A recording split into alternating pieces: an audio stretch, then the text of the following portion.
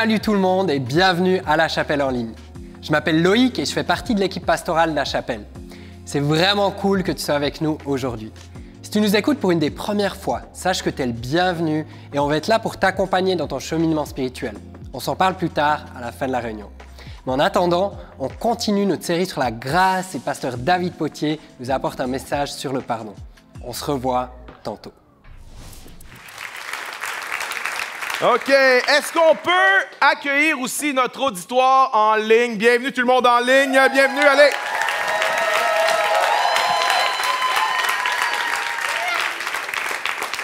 OK. Aujourd'hui, nous continuons. Nous continuons notre série sur la grâce. Et notre thème de ce jour, c'est la grâce de pardonner. Je me posais la question en préparant le message, combien de personnes sont bloquées dans leur vie? Combien de chrétiens sont limités dans leur vie parce qu'ils n'ont pas pardonné certaines choses?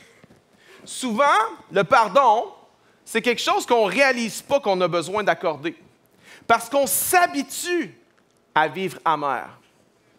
On s'habitue à vivre avec de l'amertume envers les gens, puis on s'en rend même plus compte qu'on a besoin de pardonner. Mais il y a des signes d'alarme parfois. Par exemple, si tu pognes les nerfs après la fille au Tim Hortons parce qu'elle a mis 2 crèmes dans ton café au lieu d'1 crème, OK? C'est peut-être un petit signal d'alarme. Si tu as des conversations imaginaires avec certaines personnes qui reviennent souvent, hein? Puis dans tes conversations imaginaires, tu gagnes tout le temps. Tu as tout le temps le sens de la répartie, tu sais tout le temps quoi dire, puis tu t'imagines que tout le monde, quand tu lâches quelque chose, tu dis quelque chose, le monde t'applaudit, sont là. C'est peut-être un signe qu'il y a quelque chose à relâcher. Lorsque quelqu'un que tu n'aimes pas trop a un petit problème, pas un gros, tu es chrétien, mais quand quelqu'un que tu n'aimes pas trop a un petit problème puis qu'il y a quelque chose en toi qui fait « Ah, yes! » C'est peut-être qu'il y a des choses qui ne sont pas, regardez-moi pas comme une gang de chevreuils, comme si vous aviez jamais eu ce sentiment-là, holy fuse. Non, non, vous l'avez eu. Parfois, on a besoin de pardonner, mais on ne le réalise pas qu'on a besoin de pardonner. Parfois, c'est qu'on ne veut pas. On ne veut pas pardonner. Il y a des gens qui ont été abusés, il y a des gens qui ont été violentés, il y a des gens qui ont été manipulés, puis tu te dis, ils ne méritent pas mon pardon. J'aimerais te dire, tu as raison. Ils ne méritent pas que tu les pardonnes. Mais la réalité, c'est que lorsqu'on refuse de pardonner, il y a des conséquences très, très graves dans nos vies à nous. Émotionnellement, tu deviens critique, tu deviens amer, tu deviens négatif, tu deviens cynique. Physiquement, difficulté à dormir, stress, anxiété, reflux gastrique, hypertension. Intellectuellement, lorsque tu refuses de pardonner, le meilleur de ta créativité, le meilleur est utilisé pour gérer ta douleur. Lorsqu'on refuse de pardonner, ça nous affecte relationnellement. Nous, on se dit, c'est juste entre moi et cette personne-là. J'aimerais te dire, il n'y a rien de plus faux. Lorsque tu as de l'amertume envers quelqu'un, ça va splasher sur tes autres relations. La colère va être redirigée contre quelqu'un d'autre. L'amertume va être redirigée contre quelqu'un d'autre. Et le plus souvent, c'est les gens que tu aimes le plus. C'est la fille qui a de l'amertume contre son père pour son enfance et elle crie après son mari.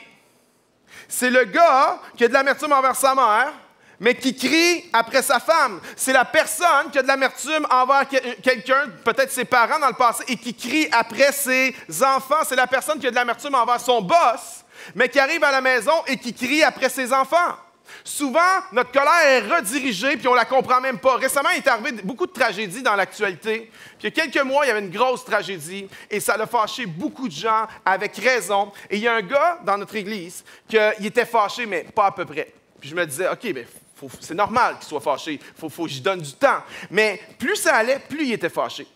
Et à un moment donné, j'ai été le voir, j'ai dit, je m'inquiète vraiment pour toi, là, parce que là, les événements, la poussière retombe, mais toi, tu es de plus en plus fâché et de plus en plus fâché. Puis j'ai dit, j'ai peur de qu'est-ce qui va t'arriver, pose-toi des questions.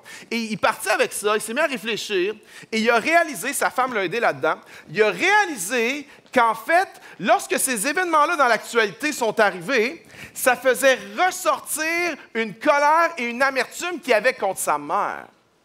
Ce matin, il y a une madame qui est venue me voir, puis elle m'a dit, ça c'est moi. Elle dit, j'ai vécu de la violence conjugale. Et quand il ressort une nouvelle féminicide ou quelque chose comme ça, elle dit, je viens tellement en colère. Mais elle dit, en fait, j'ai réalisé ce matin que c'est de la colère redirigée, que je n'ai pas dealé avec mes affaires à moi et que je redirige ça là-dessus. J'aimerais dire, lorsqu'on refuse de pardonner, nous sommes affectés, mais on affecte les gens autour de nous aussi. Hébreux 12, veillez à ce que personne ne se prive de la grâce de Dieu, à ce qu'aucune racine d'amertume ne produise des rejetons et ne cause du trouble, et que plusieurs n'en soient infectés. J'aimerais dire ceci, si on refuse de pardonner, les gens autour de nous vont être infectés par notre amertume. Et j'ai vu plein de cas classiques. Un des cas classiques, c'est la personne qui est la seule chrétienne dans sa famille. Puis elle commence à parler de Dieu autour d'elle, puis il y a une ouverture, il se passe quelque chose. Puis tout à coup, il arrive un conflit dans l'Église avec ce chrétien-là. Puis là, il commence à en vouloir à un autre chrétien, commence à en vouloir à l'Église, commence à en vouloir à un pasteur, à un leader. Il devient amer, et tout à coup, la belle ouverture que sa famille avait à l'Évangile, ça se ferme tout d'un coup. Je l'ai vu avec des parents. Des parents qui sont chrétiens, que leurs enfants ne marchent pas avec Dieu, puis ils deviennent amers pour une raison ou une autre, commencent à critiquer contre l'Église, contre les autres croyants, et tout à coup, l'ouverture que leurs enfants avaient à l'Évangile, ça se ferme. Ça va toujours se rediriger quelque part, ça va toujours contaminer quelqu'un, ça va t'affecter intellectuellement, relationnellement, physiquement, et ça va t'affecter spirituellement. J'ai jamais vu personne en 15 ans de ministère pastoral qui était amer et heureux. Cherche pas, OK? Il n'y en a pas, ça n'existe pas. Pourquoi? Parce que le Saint-Esprit est attristé lorsqu'un croyant est amer. Éphésiens 4, 30, 31. Le Saint-Esprit est attristé. Et si tu as le Saint-Esprit en toi, quand tu es amer, comment tu peux être heureux? Parce que le Saint-Esprit en toi lui-même est attristé. Ça t'affecte spirituellement, ça détruit ta communion avec Dieu. Ça a des conséquences négatives dans plusieurs aspects de ta vie. Anne Lamotte résume ceci, le non-pardon de la façon suivante. Elle dit, le non-pardon, c'est comme de boire du poison à rat et de s'attendre à ce que ce soit le rat qui meurt. Parfois, on ne réalise pas qu'on a besoin de pardonner. Parfois, on refuse de pardonner. Mais parfois, on veut. On veut pardonner. C'est juste qu'on n'y arrive pas. C'est juste qu'on n'est pas capable. Si tu as de la difficulté à pardonner en ce moment, j'aimerais attirer à ton attention que ça n'a pas toujours été le cas. Il y a un jour, il y a une époque où tu étais un pro du pardon. La preuve, regarde les jeunes enfants. Lorsqu'il arrive un conflit entre des jeunes enfants, c'est quoi? « T'es plus mon ami! » Et 5 minutes plus tard, c'est quoi? « On est les meilleurs amis du monde! » Les enfants, je ne dis pas qu'ils sont parfaits, mais les enfants sont naturellement portés vers le pardon. Les enfants savent comment pardonner. Le non-pardon, c'est une habitude qu'on a appris. It's a learned behavior. Les enfants le savent intuitivement comment pardonner, alors que nous, on a désappris. On a appris à remplacer le pardon lorsqu'on a une offense. Parce qu'en passant, lorsque tu es offensé, il y a une seule façon de gérer l'offense. Une seule, c'est le pardon. Toutes les autres techniques sont malsaines. Mais c'est ce qu'on a appris. On a appris à gérer nos offenses en piquant des colères.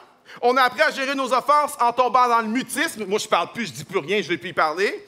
On a appris à gérer nos offenses par des attaques envers les autres, par la vengeance, par la médisance, au lieu de gérer l'offense par le pardon. Mais voici la bonne nouvelle. La bonne nouvelle, c'est la suivante. Si tu as appris le non-pardon, la bonne nouvelle, c'est que tu peux désapprendre le non-pardon pour apprendre à nouveau à pardonner. Une des choses que l'être humain possède, c'est la capacité de pardonner. L'être humain créé à l'image de Dieu, même avec la chute, il y a des vestiges de l'image de Dieu en nous qui sont encore là, qui sont encore présents. Et la capacité de pardonner, c'est quelque chose de tellement divin que même des non-croyants peuvent l'avoir. Il y a quelque chose qu'on est créé à l'image d'un Dieu qui pardonne et nous pouvons avoir la capacité de pardonner. Et à ceux qui ont de la difficulté à pardonner ce soir, je veux t'amener un message d'espoir. Je veux t'enseigner les enseignements de Jésus de Nazareth, qui est celui qui a enseigné et vécu le pardon comme personne d'autre avant et après lui. Personne ne peut nous enseigner le pardon comme Jésus. Et on va regarder à un des textes, un des enseignements de Jésus sur le pardon, Matthieu 18, 21. Alors Pierre s'approcha de lui et dit, « Seigneur, combien de fois pardonnerai-je à mon frère lorsqu'il péchera contre moi? Serait-ce jusqu'à 7 fois? » Ici, Pierre pose une question qu'on se pose tous. La question, c'est quoi la limite au pardon? Jusqu'où je dois pardonner? Quand est-ce que ça s'arrête? Est-ce qu'il y a un moment où je n'ai pas besoin de pardonner? Et connaissant l'apôtre Pierre, moi, je soupçonne que Pierre avait une intention derrière ça. Je soupçonne que Pierre, il y avait un des autres disciples à qui il avait dû pardonner 6 fois. Puis là, il voulait savoir, est-ce qu'il avait besoin d'y pardonner une 7e fois? Alors, j'imagine Pierre qui dit, « Seigneur, combien de fois pardonnerai-je à mon frère s'il pêche contre moi? » Et là, regarde Thomas, serait-ce 7 fois? Je pense que Pierre avait quelque chose en arrière de la tête. Mais la réponse de Jésus va scotcher Pierre, verset 22. Jésus lui dit, « Je ne te dis pas jusqu'à 7 fois, mais jusqu'à 70 fois 7 fois. 70 fois 7 fois. Ça donne 490 fois. Et dans l'Évangile de Luc, ça dit 490 fois dans une journée. Wow! OK. Jésus, je ne m'attendais pas à ça. Vraiment. En fait, Jésus ne parle pas littéralement ici, il utilise une hyperbole. Parce que c'est impossible de pécher contre quelqu'un 490 fois dans la même journée, te repentir, tourner, revenir. Tu n'as même pas le temps pour faire ça. OK? Jésus est en train de marquer un point ici. Jésus est en train de dire ceci. Le pardon, ce n'est pas un moment. Le pardon, ce n'est pas une fois, 2 fois, 3 fois ou 7 fois. Le pardon doit être illimité. Je ne sais pas si tu es comme moi, mais quand je lis ça, il y a un petit avocat de la défense en moi qui s'élève. Il y en a qui l'ont, ce petit avocat-là? Moi, je l'ai, hein? Il dit, « Objection, votre honneur! » Impossible! Tu ne peux pas pardonner illimité. Impossible! Et avant que tu penses que c'est le cas, je veux faire une parenthèse et expliquer ce que le pardon n'est pas. Parce qu'il y a des gens qui pensent que le pardon n'est pas possible parce qu'ils n'ont pas compris c'est quoi le pardon. Voici ce que le pardon n'est pas. 1, nier ou diminuer l'offense. C'est pas dire « Ah non, c'est pas arrivé » ou ce n'est pas de dire « C'était pas si grave que ça ». Ce n'est pas non plus d'approuver. Il y a des gens qui pensent que si tu pardonnes une offense qui t'a été faite, c'est d'approuver le péché qui a été fait contre toi. Non, non, non. Tu n'es pas en train d'approuver l'abus. Tu n'es pas en train d'approuver que tu as été trompé ou manipulé. Pardonner n'est pas approuver. Également, pardonner n'est pas conditionnel à des excuses. Nous, notre vision du pardon, c'est une vision très, très religieuse, OK? Mais ce n'est pas la vision de Jésus. Parce que la vision religieuse du pardon, c'est ceci. Si la personne demande pardon, là, tu vas pardonner, tu as un devoir de pardon. Mais si la personne ne demande pas pardon, tu n'as pas un devoir de lui pardonner. Et Jésus vient et il fait « Meh ». Le pardon n'est pas conditionnel à des excuses. Le pardon n'est pas oublié non plus. C'est pas dire, en anglais on dit « forgive or forget ». Je pense qu'il n'y a rien de plus cruel que ça, de demander à quelqu'un d'oublier ça. Mais comment je ne peux pas oublier ça? C'est un moment émotionnel et je suis créé d'une façon que les moments émotionnels sont marqués au fer rouge dans ma tête et dans mon cœur. Je ne peux pas oublier, ce n'est pas oublier. Ce n'est pas non plus de fermer les yeux. Fermer les yeux sur le mal, sur le péché, sur les abus. Pendant trop longtemps, même dans les églises, on a utilisé le pardon comme un prétexte pour ne pas dénoncer les choses qui devaient être dénoncées. Pardonner n'est pas fermer les yeux sur le péché, sur les abus. Ce n'est pas de couvrir un abuseur, ce n'est pas ça pardonner. Pardonner non plus n'est pas de renoncer à la justice. Tu peux aller en justice et pardonner en même temps. Really? Vraiment? Un des bons exemples là-dessus, c'est j'ai une amie qui travaille dans un organisme de bienfaisance. Et il y a une bénéficiaire de l'organisme, une fille, une jeune adulte, elle a volé l'organisme. Puis eux, ils se sont occupés d'elle, ils ont été là pour elle, ils ont tout fait pour elle, puis elle les vole, tu comprends? Et beaucoup des employés de l'organisme ont dit hey, « c'est fini, on ne l'aide plus, on veut rien savoir. » Et mon ami a dit « Non, non, non, non, non. On va continuer à l'aider. Voici ce qu'on va faire. Elle va venir ici, on va appeler la police avec elle, elle va se dénoncer elle-même à la police et on va continuer à l'aider. » Voyez-vous? Le pardon et la justice en même temps. Et j'ai l'impression que beaucoup de la justice qu'on cherche aujourd'hui à notre époque, au lieu d'être basée sur l'amour, est basée sur la vengeance. Mais c'est une justice qui va engendrer d'autres violences. Parce que la seule justice, c'est celle qui est basée sur l'amour. Également, le pardon n'est pas faire confiance. C'est pas faire confiance. La confiance, ça se perd vite, ça se gagne lentement. Tu peux avoir pardonné quelqu'un pleinement et pas encore avoir confiance dans la personne. C'est pas la même chose. Le pardon n'est pas la réconciliation. C'est pas la même affaire. Tu peux avoir pardonné quelqu'un puis pas être réconcilié avec quelqu'un. C'est pas toujours possible, la réconciliation. C'est même pas toujours souhaitable, la réconciliation, parce que parfois, il faut prendre la distance avec une certaine personne qui peut être malsaine ou pour protéger quelqu'un d'autre. Alors, c'est important. Le pardon n'est pas la réconciliation. Maintenant, parenthèse fermée, je reviens au texte. Jésus dit, combien de fois tu vas pardonner? Illimité. Et là, Jésus va illustrer son point avec une parabole, verset 23. C'est pourquoi le royaume des cieux est semblable à un roi qui voulut faire rendre des comptes à ses serviteurs. Quand il se mit à compter, on lui en amena un serviteur, qui devait 10 000 talents.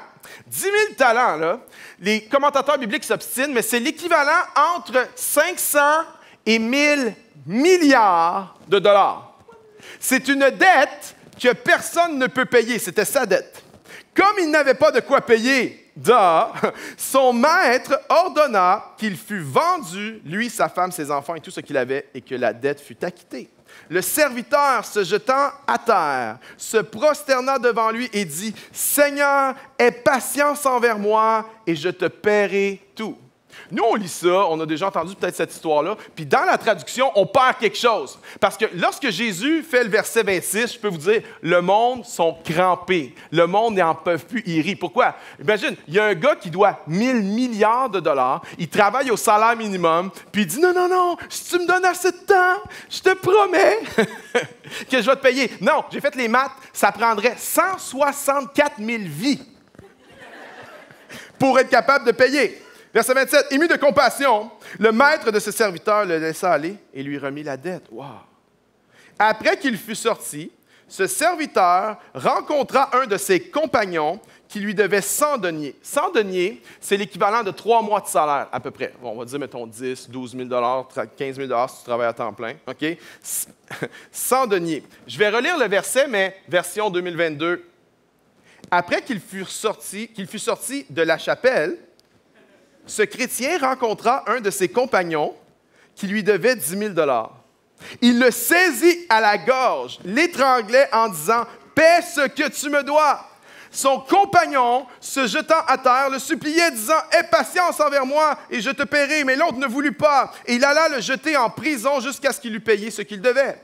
Ses compagnons, ayant vu ce qui était arrivé, furent profondément attristés. Ils allèrent raconter à leur maître tout ce qui s'était passé. Alors le maître fit appeler ce serviteur et lui dit « Méchant serviteur, je t'avais remis en entier ta dette parce que tu m'en avais supplié, mais ne devais-tu pas aussi avoir pitié de ton compagnon comme j'ai eu pitié de toi? » Et son maître, irrité, le livra au bourreau jusqu'à ce qu'il eût payé tout ce qu'il devait. Et les premiers auditeurs font « Mais il ne pourra jamais payer. » That's the point.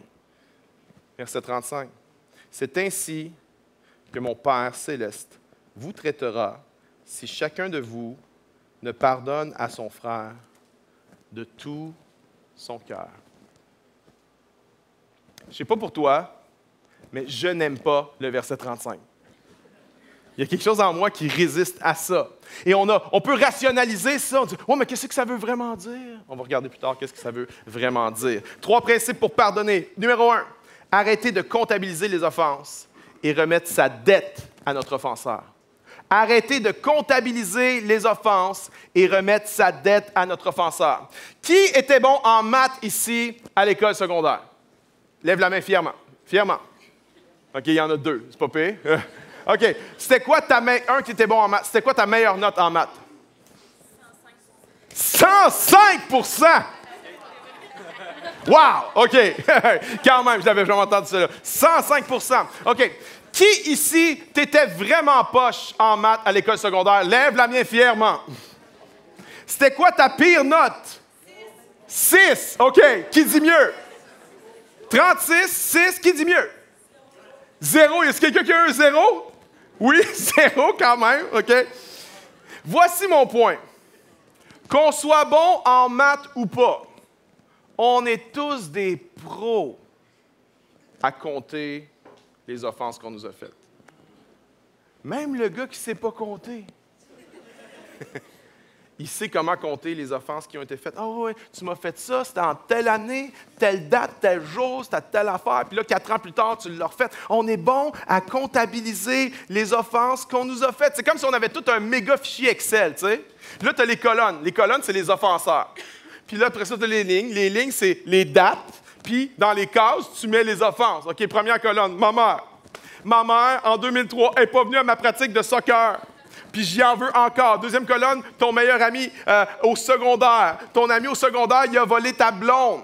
Puis tu y en veux encore, puis tu as marqué la date qui t'a volé ta blonde. Mais tu devrais en revenir parce qu'aujourd'hui, tu devrais bénir l'Éternel qui t'a volé ta blonde. Parce que quand tu regardes sur le profil Instagram de cette fille-là, elle a l'air complètement cinglée. Tu devrais juste remercier Dieu qui t'a volé ta blonde. Mais tu es encore accroché là-dessus. Après ça, il s'ajoute d'autres colonnes. Il s'ajoute la colonne de ton employeur, puis les gens. Puis on accumule les colonnes, puis ça devient un méga fichier Excel. Vous vous souvenez des vieux ordi où les feuilles étaient toutes attachées ensemble dans des boîtes? Bien, ça ressemble à ça. Tu lèves ça, puis ça finit plus. Puis il y en a, puis il y en a, puis il y en a. Et on comptabilise les offenses. Mais j'aimerais dire ceci. On n'est pas appelé à compter les offenses qu'on nous a faites. La Bible nous dit qu'on est appelé à compter les bénédictions de l'Éternel. Les bonnes choses que Dieu fait dans ta vie, ça, tu es appelé à les compter. Ça, tu es appelé à avoir un fichier Excel, mais pas les offenses qu'on t'a faites. Et pour être capable de pardonner, il faut être capable de réaliser que, OK, les offenses que j'ai comptabilisées, c'est une dette que cette personne a envers moi, mais je dois lui remettre sa dette. Je lui remets sa dette sans rien m'attendre de cette personne-là. Je prends le fichier Excel et je déchire tout ça et je dis, tu ne me dois plus rien. Il y a tellement de gens qui attendent que la dette soit payée pour pardonner. S'ils s'excusent, peut-être. S'ils demandent pardon, peut-être. S'ils s'humilient, peut-être. S'il comprend la gravité de ce qu'il a fait, peut-être. S'il arrête de le faire, peut-être. On vient mettre plein de conditions, mais pour être capable de pardonner, il ne faut pas s'attendre à rien de la personne. Attends pas que la personne comprenne ce qu'elle a fait pour être heureux. Déchire la dette, laisse aller, et le pardon va commencer à prendre place. Il faut arrêter de comptabiliser les offenses et remettre la dette à l'offenseur. 2, il faut réaliser que notre propre dette envers Dieu nous a été remise. Vois-tu, le roi dans l'histoire représente qui? Il représente pas toi, Yann, tu dis moi. Non, pas toi, OK? Le roi représente Dieu. Le serviteur qui doit 1000 milliards de dollars représente qui? Toi et moi. Souvent, nous, on se voit comme l'autre serviteur qui a une petite dette. Non. Nous, on a la dette de 1000 milliards envers Dieu. On ne pouvait pas payer cette dette-là. Et il y a d'autres personnes qui ont des dettes de 10, 15 000 $ envers nous, peut-être même 100 000 $, peut-être même 1 million de dollars pour des tragédies que certains ont vécues. Mais j'aimerais dire ceci, si ta posture, c'est que des gens ont une plus grande dette envers toi que toi, tu as envers Dieu, tu ne vas jamais être capable de pardonner. Jésus a enseigné sur le pardon mur à mur dans les évangiles, mais il y a un principe qui ressort de tous les autres. Celui qui ressort le plus dans les enseignements de Jésus pour être capable de pardonner, c'est de comprendre et de réaliser que ma dette envers Dieu est bien plus grande que la dette que n'importe qui pourrait jamais avoir envers moi. et que sans cette compréhension-là, on ne sera pas capable de pardonner. Et il y a d'autres principes qui sont vrais, mais ça, c'est le principe qui est martelé beaucoup dans les évangiles. Si tu ne vois pas le propre état de ton cœur, comment toi, tu as une dette envers Dieu, puis que ta dette était tellement grande que ça prenait quelqu'un de parfait pour payer ta dette, alors Dieu n'est pas resté dans son ciel, sur son trône. Dieu a dit, je vais moi-même venir, je vais moi-même devenir humain, je vais moi-même payer la dette, je vais mourir sur une croix, je vais donner ma vie afin que la dette soit payée sur moi. Jésus a payé ta dette, 1000 milliards de dollars. Il est mort pour toi, il est mort pour ton péché, il est ressuscité pour te donner une nouvelle vie. Il n'y a plus de condamnation pour celui qui est en Jésus-Christ. Ça, c'est ce que Jésus a fait pour toi. La dette de 1000 milliards est payée, effacée, paid in full. Est-ce qu'on peut acclamer Jésus qui paye notre dette à nous? Ça, c'est ce que le Seigneur fait. Jésus fait ça pour toi. Maintenant, si tu ne réalises pas que c'est toi qui as la grande dette, tu ne seras jamais capable de pardonner. Autre point. Ah non, voici, juste avant. Matthieu 6.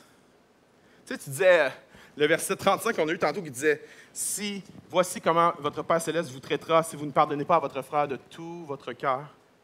Regardez ce que Jésus dit dans Matthieu 6. Voici donc comment vous devez prier. Pardonne-nous nos offenses. Yes! Comme nous pardonnons à ceux qui nous ont offensés. Dans la culture québécoise, ça, c'est juste comme une chanson qu'on répète « Pardonne-nous nos offenses, comme nous pardonnons... » On ne comprend rien de ce que ça veut dire.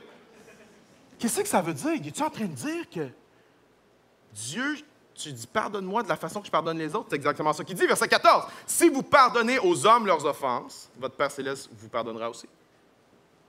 Mais, si vous ne pardonnez pas aux hommes, votre Père Céleste ne vous pardonnera pas non plus vos offenses. » J'aime pas ce verset-là. Là, tu dis, attends un peu, qu'est-ce que ça veut dire? Comment qu'on met ça dans une doctrine du salut? On est sauvé par les œuvres ou on est sauvé par la grâce? On est sauvé par la grâce, ce n'est point par les œuvres afin que personne ne se glorifie. OK? Mais fais attention pour ne pas faire de la gymnastique théologique avec ce verset-là. Ce que Jésus a dit, il l'a dit. Et si je ne pardonne pas mon frère, mon Père Céleste ne me pardonnera pas non plus. Attention. Attention. Ça m'amène à dire ceci, OK? Si tu as été offensé, si tu as été blessé par quelqu'un, j'aimerais dire, je ne vais pas me priver du pardon de Dieu pour qui que ce soit. Je ne vais pas me priver du pardon de Dieu dans ma vie parce que tu m'as offensé, puis tu m'as blessé, puis que c'était injuste. Je ne vais pas me priver de la chose la plus importante dans ma vie parce que toi, tu m'as offensé. Je m'excuse, je ne vais pas faire ça pour toi. J'ai trop besoin, moi, du pardon de Dieu. Quand tu réalises ta dette, puis qu'elle a été remise, c'est ça qui donne la puissance de pardonner les autres. Il y a un couple qui était là ce matin à l'église, puis quand je les ai vus, j'ai fait comme « Ah, c'est malade leur histoire », je me suis souvenu de leur histoire. Ce couple-là, c'est un couple plus âgé, puis il y a plusieurs années, le gars, il est parti. Il a laissé sa femme, puis il y avait plusieurs jeunes enfants à cette époque-là, il a laissé sa femme avec les enfants, puis il est allé vivre avec une autre femme pendant 3 ans et demi. Puis c'était super tough pour la famille, puis c'était tough pour son épouse, puis elle était déchirée là, pendant 3 ans. Elle revient, elle essaie de tout faire pour qu'il revienne, il n'y a rien à faire, il veut juste pas revenir, c'est super dur. Puis elle se met à développer de la haine envers la femme qui est partie avec son mari, mais profondément, profondément. Mais elle prie, et elle prie, et elle prie. Et alors qu'elle prie, les mois avancent, le Saint-Esprit lui met à cœur, le Saint-Esprit lui montre qu'elle aussi, elle a une dette envers Dieu bien plus grande. Puis le Saint-Esprit dit, va frapper à la porte de cette femme-là pour lui demander pardon pour la haine que tu as pour elle. Something's wrong here. Quelque chose qui ne marche pas, me semble, c'est l'autre qui devrait aller frapper à sa porte. Mais l'Esprit la poussait, la poussait, la poussait. Elle est allée frapper à la porte. Frappe à la porte. Elle dit, juste te dire quelque chose.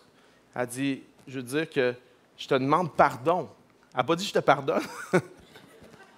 Je te demande pardon pour la haine que j'ai eue envers toi. Et l'autre s'est mis à se justifier.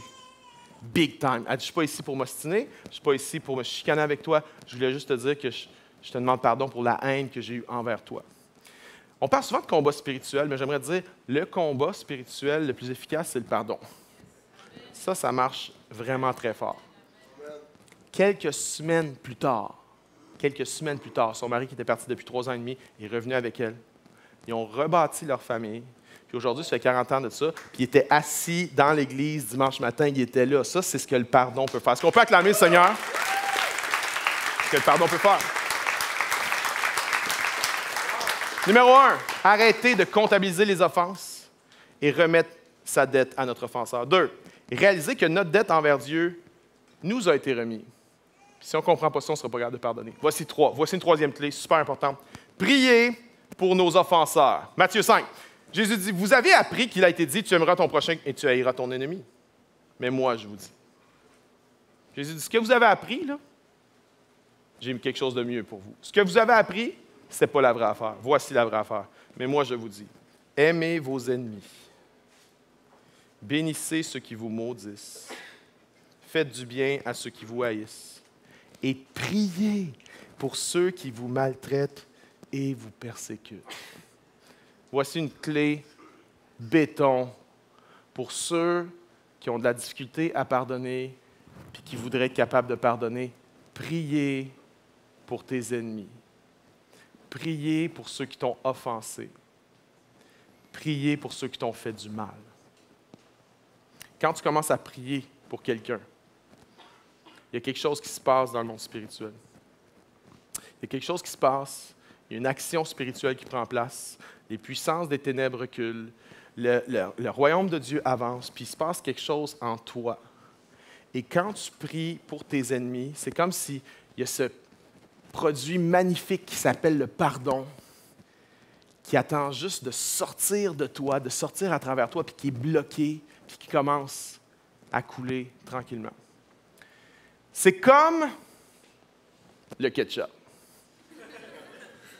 Y a-t-il des amateurs de ketchup dans la place? Quelqu'un? Oui? Alléluia. Le ketchup! Amen! J'adore le ketchup! J'aime le ketchup! Ketchup sur la tourtière, amen. Ketchup sur le pâté chinois, amen. Ketchup sur le ketchup, alléluia. Et pour les vrais amateurs de ketchup, il n'y a qu'une seule vraie et unique marque de ketchup. Vous savez c'est laquelle? La seule et l'unique. Le Heinz, alléluia. Ça, c'est du Seigneur, mon ami. Il y a dans ce pot une saveur extraordinaire pour donner du goût aux mets les meilleurs et les pires. Avec ça, n'importe quoi goûte bon. Hein? Même si tu n'es pas un bon cuisinier, avec ça, ça goûte bon. Tu as manqué ta sauce à spag, mets ça dedans. Je te le dis, ça marche. C'est-tu bon? Puis on aime ça aujourd'hui. Puis ça, c'est notre bouteille moderne d'aujourd'hui. Ça, c'est la bouteille Heinz d'aujourd'hui. On aime ça en plastique. Pourquoi? Parce qu'on est dans un monde plastique. Puis on aime ça, pourquoi? Parce que ça, c'est squeeze it. Tu squeezes, puis ça sort vite. Hein? On aime ça quand ça sort vite aujourd'hui.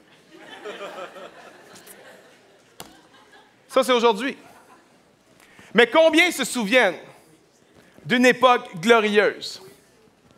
Oh yeah! Où t'avais... Oh my goodness! Ça, c'est le vrai.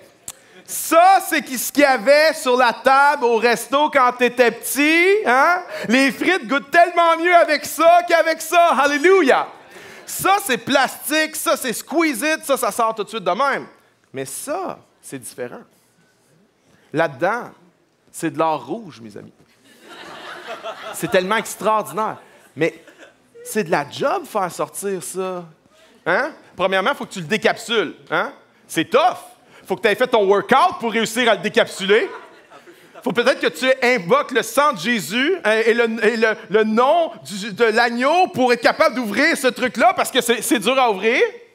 Puis une fois que tu l'as ouvert, ça sort pas de même, là. Hein? Tu prends ça, tu veux ça, puis t'es là. Tu essaies de sortir ça, hein? Ça sort pas. Combien ont déjà pris un couteau? Tu prends un couteau, tu as déjà fait ça. Ignorant total. Ignorance totale. T'es là, tu te bats avec le truc. Ça marche pas, ça veut pas sortir. Mais j'ai appris récemment, OK, trop tard, j'avoue, je l'ai appris vraiment trop tard, mais j'ai appris récemment qu'en fait, cette bouteille-là, vous savez, Heinz, 57 variétés, c'est ça le trademark, la marque de commerce de Heinz, 57 variétés. Et sur la bouteille, si vous portez attention, vous ne le verrez pas ici, mais il y a un relief. Et sur le relief, c'est écrit 57. 57. Et les concepteurs de cette bouteille-là ont mis ça, pas par parure, ça sert à quelque chose. Parce que la vraie façon de sortir le ketchup de cette bouteille-là, c'est que tu apprends, tu la mets à 45, et là où il y a le 57, tu frappes comme ça. Et ça sort. Oui, il y en a qui ne me croient pas. C'est fait pour ça. Tu étais ignorante à ce point-là. Tu ne me crois pas? Oui, oui, oui. Comme ça, et ça sort, puis ça fait même pas de dégâts. Ça fait une super de job. OK? Si tu frappes à la bonne place, le bon contenu va commencer à être libéré. Mais il faut que tu frappes doucement. Il faut que tu frappes à répétition. À la bonne place. Si tu frappes sur le 57, si tu frappes sur le 5 à 7, hey, je me sens comme T.D. Jakes en ce moment. C'est « Ouh, man, sortez-moi un orgue, quelqu'un. » Jésus a dit « Cherchez et vous trouverez. Demandez et vous recevrez. Frappez et l'on vous ouvrira. » Le pardon, là, ça s'obtient quand tu frappes dans la prière. Le right spot, c'est la prière. Le right spot, c'est en communauté, dans ton 5 à 7, où tu partages ce que tu as vécu. Tu partages les offenses. Tu confesses tes péchés, tu confesses ta haine envers les autres. Tu vas chercher la communauté, puis tu frappes. Et alors que tu frappes, à la bonne place, par la prière, à un moment donné, la saveur du pardon commence à être libérée dans ta vie. Et moi, j'ai vécu ça il y a plusieurs années. J'ai eu une saison de ma vie, là, j'étais tellement amer que j'étais rendu la pire version de moi-même. Je n'étais pas dans des grands péchés, pas du tout, mais il y a quelque chose en moi qui est en train de mourir. Je ne sais pas si tu as remarqué, mais l'offense, la blessure des offenses qu'on subit, son amplitude est bien plus liée à la nature de la relation qu'on a avec la personne qu'avec l'amplitude de l'offense. Si tu as quelqu'un qui va chez toi, cambrioler chez toi, puis tu ne sais pas c'est qui, dans 10 ans, tu ne seras même plus amer. Mais si c'est quelqu'un de ta famille qui va cambrioler chez toi, j'aimerais dire que ça va être pas mal, ça va être une autre histoire. Pourquoi? Parce que l'offense, c'est plus relié à la relation et à l'amour qu'on avait pour la personne et à l'investissement qu'on a mis dans cette personne-là, que parfois avec l'événement lui-même. Et moi, c'était quelqu'un de proche de moi, c'était quelqu'un que j'aimais beaucoup, c'était quelqu'un que je considérais comme un modèle. Puis la personne a fait quelque chose, une série d'actions que j'étais outré. Je trouvais ça inacceptable. Je trouvais ça pas chrétien. Je trouvais que c'était pas gentil. Je trouvais que cette personne-là cherchait une justice, mais qui n'était pas la bonne justice. Puis moi, pendant 2 ans, j'étais tellement amer là, que j'étais en train de mourir. Émotionnellement, intellectuellement, spirituellement. J'avais même des addictions qui commençaient à me rattraper. Puis c'était enraciné là-dedans. Là. Je devenais la pire version de moi-même. Puis je me souviens que pendant longtemps, j'ai résisté à l'Esprit de Dieu de pardonner. Je ne voulais pas. Je ne voulais rien savoir de pardonner. Mais à un moment donné, j'étais rendu tellement misérable que je me suis dit, je ne peux plus, il faut que je pardonne. Je voulais, mais je n'étais pas capable. Je me souviens à plusieurs reprises, je me disais, ah là, OK, c'est là que ça se passe. J'allais dans mon temps de prière, Seigneur, c'est à soir que ça se passe. Oh, ce soir, je pardonne. Seigneur, je pardonne. Puis j'étais en train de déclarer ça à haute voix, je pardonne. Puis j'avais dans ma tête des visions. Je le voyais, puis je le prenais par la gorge comme ça. Tu sais, je suis en train de dire, je pardonne, puis j'ai une vision de moi qui est en train de le frapper. Puis lui, il est plein de ketchup de même, tu sais. Puis moi, je prends plaisir, j'ai une jouissance à le frapper. Tu comprends? C'était deep de même. Je me souviens, à un moment donné, plus capable. Ma vie, elle n'avançait plus, là. Alors, un jour, j'ai dit, Seigneur, j'ai j'ai vraiment besoin que tu m'aides à pardonner. Le Seigneur dit, parfait, ça fait longtemps que je t'attends. Si tu es prêt, moi, je suis prêt. Et là, j'ai lu le verset dans Matthieu 5 qui dit, aimez vos ennemis, bénissez ceux qui vous maudissent, priez pour ceux qui vous maltraitent et vous persécutent. Et j'ai senti que l'Esprit de Dieu me disait, David, prie pour lui. Vous savez quelle a été ma réponse? Non. Je ne prierai pas pour lui. Si tu penses que je vais prier pour ce... prie pour lui. OK, Seigneur, je commence à prier pour lui. Mais Seigneur, je te préviens, ça ne sera pas sincère. Et le Seigneur m'a dit, c'est correct, vas-y, prie pour lui même si ce n'est pas sincère. Fait que je commence à prier pour lui. Je te prie pour lui, Seigneur, et je n'ai jamais autant bégayé de ma vie. Ça ne voulait pas sortir, les mots ne voulaient pas. Puis à un moment donné, je suis dans l'Esprit de Dieu qui me dit, OK, maintenant, commence à le bénir. OK? Le bénir? Et là, je dis, Seigneur, je bégayais, je n'étais pas capable. Mais finalement, le Seigneur me dit, continue. Je ne suis pas sincère, Seigneur. C'est pas grave, continue. Continue à le bénir, continue à le bénir. Et alors que j'étais là, puis que je luttais, alors que j'étais là, puis que je frappais à la bonne place. Je frappais à la bonne place. Seigneur, aide-moi, je ne suis pas capable, je veux le bénir, mais je l'haïs, je le déteste. J'ai beau vouloir dire que je veux son bien, je veux juste son mal. Je veux pas qu'il arrive rien de bien. Je veux qu'il n'y ait rien. Mais je frappe à la bonne place. Seigneur, aide-moi à pardonner. Seigneur, fais ton œuvre en moi. Et alors que je frappais, tout à coup, vraiment, il s'est passé quelque chose, un miracle. La grâce de Dieu déversée en moi, à travers moi, le pardon est relâché, puis je me suis mis à bénir la personne pour vrai. Puis là, j'étais surpris moi-même. J'étais là, hein? Qu'est-ce qui se passe?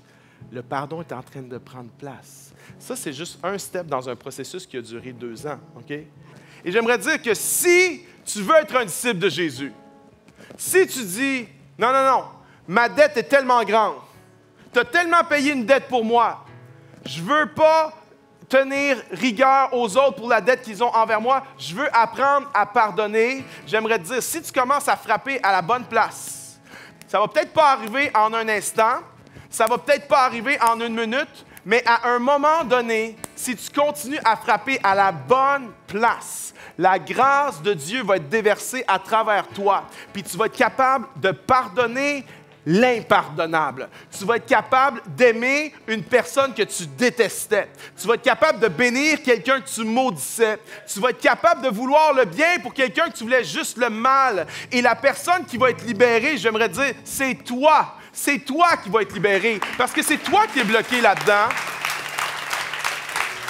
Ne résiste pas à l'Esprit Saint. Ne résiste pas à l'Esprit de Dieu qui dit « Pardonne, pardonne, laisse aller, pardonne ». Je crois qu'il y a quelqu'un aujourd'hui qui a un rendez-vous avec Dieu. Je crois qu'aujourd'hui, ça va être le début de quelque chose de nouveau pour plusieurs personnes, qu'il y a des gens qui avaient tellement résisté, puis il y en a que c'est deep, c'est des blessures qui viennent de loin, c'est des blessures qui débordent sur d'autres relations, sur d'autres personnes. Il y en a, tu n'es pas capable de garder une job parce que tu as des blessures tellement profondes envers une autorité du passé que tu jettes ta colère sur toute forme d'autorité. Mais ce soir, Dieu veut te guérir. Ce soir, Dieu veut te rencontrer. Ce soir, Dieu veut t'amener à réaliser d'où viennent tes blessures, d'amener ça devant lui, de réaliser que toi, tu as une dette envers Dieu, puis que si tu viens frapper à la bonne place, l'Esprit de Dieu va te donner la grâce de pardonner dans le nom de Jésus, et que tous ceux qui veulent recevoir cette grâce disent Amen. Et on peut-tu applaudir le Seigneur dans la place? Et je crois que ce message-là, il était pour toi. Je t'encourage à pardonner maintenant, à le mettre en pratique. Tu as peut-être un nom qui est venu en tête pendant que David parlait. Je t'encourage à relâcher cette personne-là. J'aimerais prier pour toi. Seigneur, je te prie pour chacun d'entre nous qui avons quelque chose à pardonner. Tu vois ce non-pardon qui vient nous enchaîner, ce non-pardon qui est tellement lourd, qui vient nous enlever toute notre énergie, toute notre joie de vivre. Seigneur, je te prie vraiment que tu viennes relâcher, que tu nous aides à relâcher, que tu nous aides à pardonner, que tu nous aides à libérer des personnes, que tu nous aides à croire que toi, tu rends justice, peu importe ce qui va arriver. Donc Seigneur, on te remet tout ça entre tes mains. En ton nom, j'ai prié. Amen. On va maintenant écouter un chant. Prends juste le temps de méditer sur ce message. Prends le temps de pardonner, de relâcher.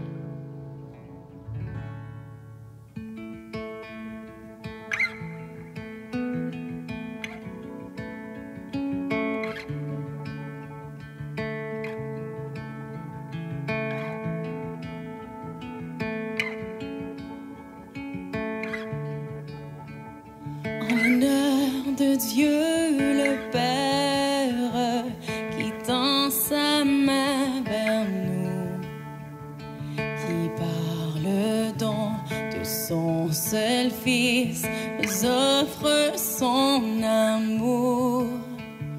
En l'honneur de notre Sauveur, que la croix soit élevée, messager d'amour et de grâce, pour nous il s'est livré.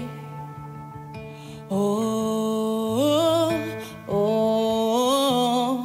oh, oh, oh, oh, oh, oh.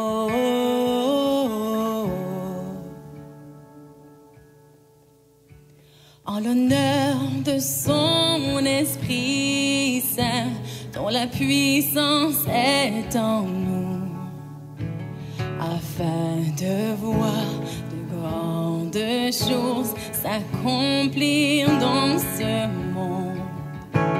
En l'honneur de ton royaume, qui n'aura pas de fin, nous offrirons nos vies à toi, sachant que tu reviens. Oh, oh, oh, oh,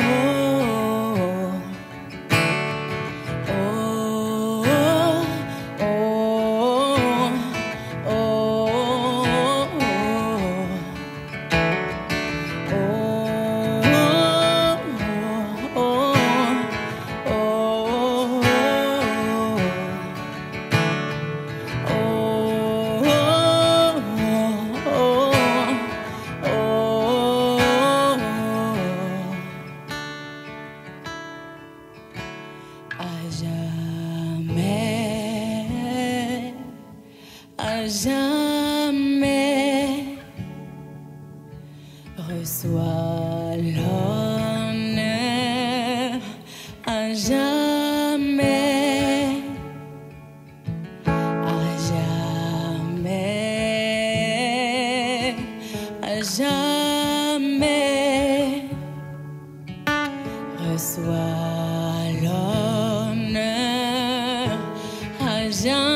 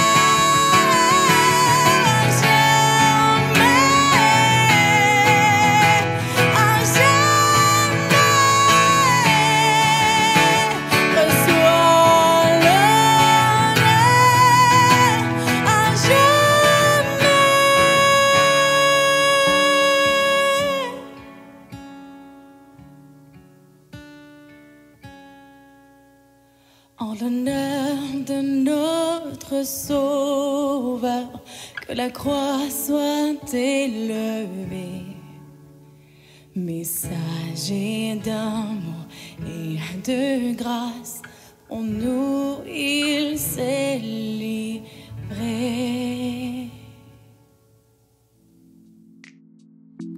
Pour revenir sur ce que David a dit dans son message, le pardon, c'est difficile à appliquer dans notre vie, mais tellement libérateur.